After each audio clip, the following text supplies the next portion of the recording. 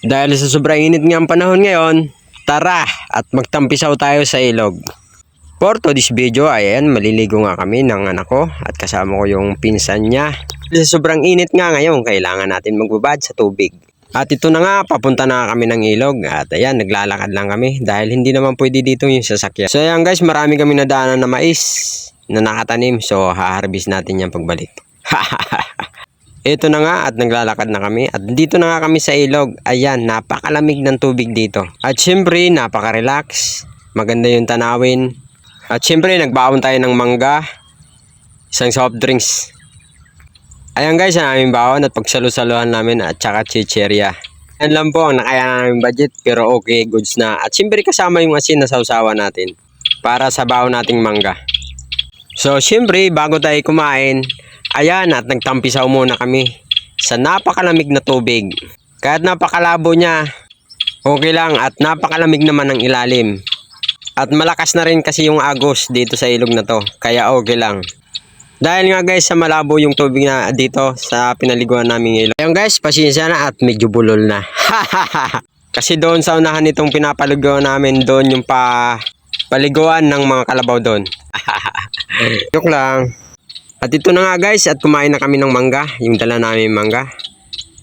Malabo lang talaga yung ilog dito, yung tubig, dahil sa malakas yung agos niya at maraming pinagdadaanan na tubig nito kung saan saan. Ayan, pagkatapos namin kumain at nagtampisaw na naman kami dahil napakasarap ng maligo. Ayan, siyempre tuwang-tuwa kami at enjoy yung lahat, pati yung mga kasama ko. Parang ayaw na nga umuwi inaaya ko na yan. Napakasarap naman din kasi magbabad dito sa tubig na to dahil napakalamig ng ilalim. At ayan nga, nagko-contest sila, nagkakaryarahan sila maglangoy. Ayan, at sobrang tuwa-tuwa nila sa ginagawa nila. Siyempre, napakaganda talaga at bihira lang ito mangyari. Hindi madalas namin magawa dahil may mapasok yung mga bata at may pasok din ako. So ayan na nga guys, at ako naman yung lumaban at siyempre, hindi tayong papatalo dyan. Grabe guys, napakaganda lang dito maligo at nakaka-relax. Nakaka-relax yung view, yung tanawin.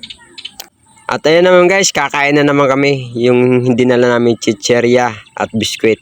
Siyempre kasama na yung soft drinks. Hindi muna namin sinabay yan sa mangga kanina. Dahil sabi, delikado daw pag sinabay yung mangga at soft drinks.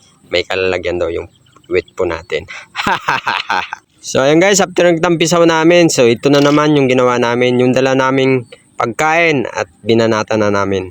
Ayan guys, at naghati-hati na nga kami. At siyempre may lamang talaga. At hindi maiwasan dahil wala naman tayong sukatan. So hanggang dito lang muna ang video ko guys. Salamat sa panonood nyo.